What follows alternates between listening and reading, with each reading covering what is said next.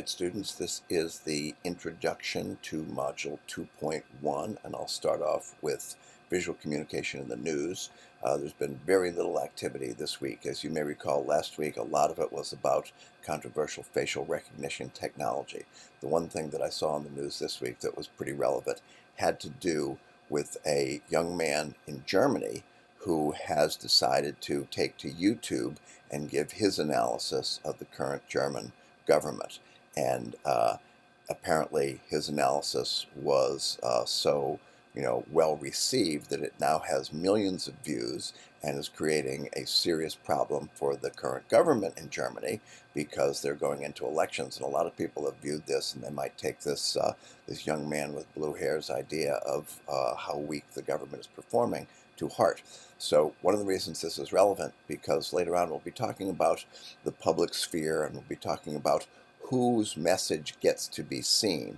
And one of the things that's happening now with YouTube and certain influencers is some people who previously may have not had a voice in the public sphere are ending up with sometimes a very powerful voice. So you don't have to watch the video. It'd be in German, so you might not understand much of it. But just take a look at that article mention and think about what it means when people who previously did not have power to be seen and had their message viewed by many now have a remarkable power in that area. So I just looked into your VASMLs, and some of you are making wonderful progress recounting how it is that you see your social media sort of having some kind of visual affordances to them. There's a few of you who have not yet begun there, so I encourage you to start that, because this is what you need as the raw material at the end of the term when you're going to write a very brief account of what it is you learned by paying attention to the visual affordances in the social media that you use. I have finished looking at and responding to your first shot at visual analysis, and I was very impressed, largely because the numbers of you who identified what would be otherwise rather subtle aspects of the images that you chose to analyze. In years past, I commented directly into the discussion board on what I thought of your analysis and what I saw you doing, etc. But this time I commented in the grading space, and now I want each of you to comment on one of your classmates' first shot at visual analysis. And so what I'd like you to do is comment on the person who follows you in the alphabetical list of students. So Alyssa should comment on Kyle, Kyle should comment on Kyoko, until we get to the end of the alphabet, and Lisseth would then comment on Alyssa. You can find the list of members of the class in the people link, and you should skip over me and Stephen McGriff, a course designer who is observing this class. Your comments can be brief, and you can choose to remark on what your classmates noticed, or possibly some interesting aspect that you noticed that they didn't comment upon, or on the juxtaposition of the two images together. My goal here is to get you looking at each other's work and communicating to other members of the class. Finally, this first shot exercise is actually practice for the midterm visual analysis. When we get there, you'll be free to pick any image you want, and you will by then have a couple more theories of visual communication from which to choose, including Gestalt and Paul Martin Lester's 6 perspectives. So what you'll find in this module is, I think it's a 13-minute video where I give you a synopsis of the chapter, The Nature and Power of Images. And I do that because the chapter was fairly long, very broad, and in some cases quite dense. So what I tried to do was explain, provide my understanding of what the author's main points are at various points in that chapter. And then there's a page and a brief video talking about Gestalt theory. So you'll recall we began the semester with several different theoretical approaches to visual communication. One of them was Gestalt. So I'll give you a quick primer on Gestalt.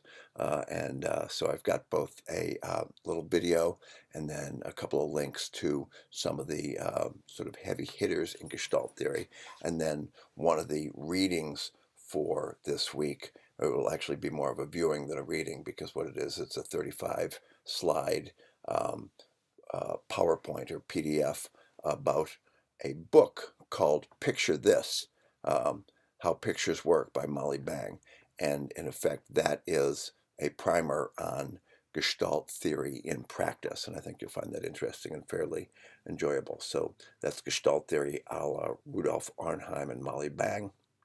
And then there are three other topics that show up in the chapter. One is chaos theory, which is a huge and complicated topic. So all I have is just a very brief link in there to explain how it is that chaos theory might be helpful in trying to understand how it is that we make sense of the visual stimuli that come and land on the back of our retina.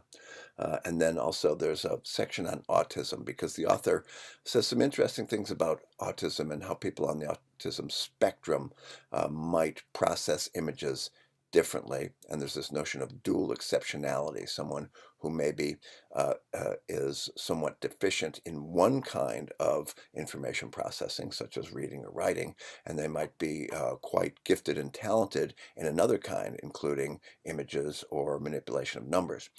Unfortunately, the author makes a couple of statements that seem a little sort of prejudicial and not sort of, they're not adequately sensitive to people who are somewhere on the autism spectrum. So I mentioned that in that page. And then finally, there's a little bit on the business applications of the corporate vision. So once again, in the chapter, The Nature and Power of Images, there's mention of this sort of, visualization. And visualization is talked about in a couple ways. One is where these outstanding athletes are taught to use visualization to accomplish their goal. But another way is the way businesses have mission statements and vision statements. And so I've got a little page on that, because one of your upcoming projects is you will be sort of envisioning yourself, and you'll be doing a photo manipulation project where you will sort of create a visual, it is a believable, impossible, aspirational image of yourself. So I think that's sufficient for an introduction at this point. I'm going to stick this video at the top of the page, which is the agenda for the week, and then all the other ones are probably working. I'll make sure there is a quiz on one of the readings, and I'll make sure that that quiz is ready to go and has the appropriate date. So that would be, say, next Sunday, 11:59 p.m. is when you would have to do the quiz for the particular chapter, which is about graphic design. Okay, talk to you later.